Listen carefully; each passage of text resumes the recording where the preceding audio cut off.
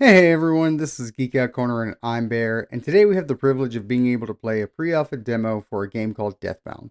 It's a new Souls-like game that is set to release sometime this year. But before we get into this, let's thank Trialforge Studios for allowing us to play this game and give our feedback on it. Again, thank you so very much for this amazing opportunity. It's truthfully been amazing. This is a new spin on the Souls-like genre, and from what I can gather, this is in a post-apocalyptic setting of what now seems like modern-day time. During this time, two factions have come to rise in the area, now called Zemanel, and they are the Church of Death and the Cult of Life.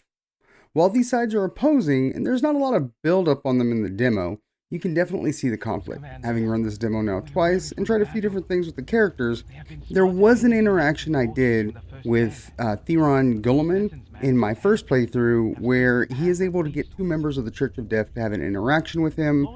And when I did the second playthrough of the demo and went up to the same pair with another essence and morphed into Theron, it immediately started combat. The way this works is that you are a failed experiment from the Cult of Life for a way to find immortality.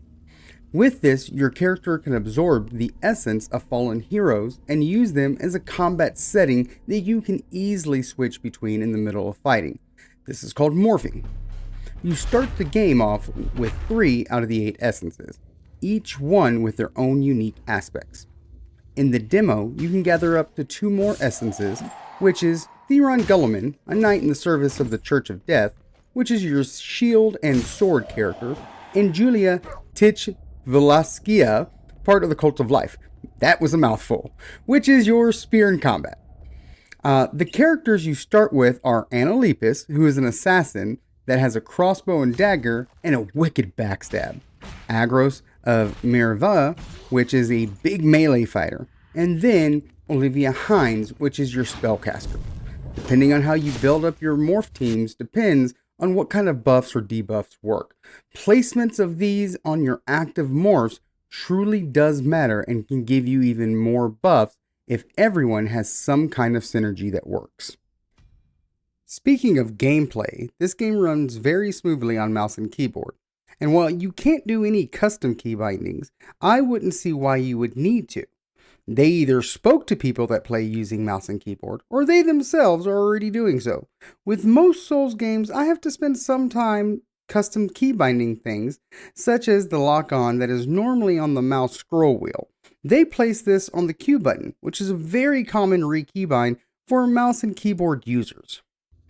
Trialforge Studios is doing something that is already fairly controversial with its style of Souls-like, but I see this as creative.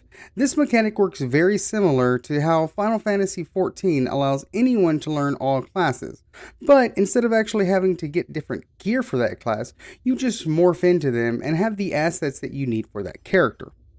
While the way you level is the same by beating enemies and collecting their souls, however, the way you level is also a bit different. Instead of buying into attributes such as strength, dexterity, and things like that, you buy into different essences you have, and it gives them the attributes which can also help other essences.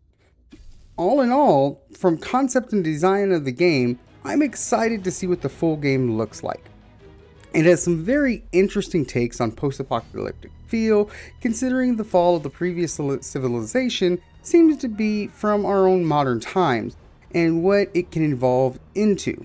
This could be reflective on what is currently heated in our society. I really do like how this game feels. It has this gritty and decaying undertone. Remember guys, this is a demo and you can click on the link in the description to put it on your wish list and follow it so you can know when the game comes out and releases. Please remember, subscribe and like. Y'all have a good one.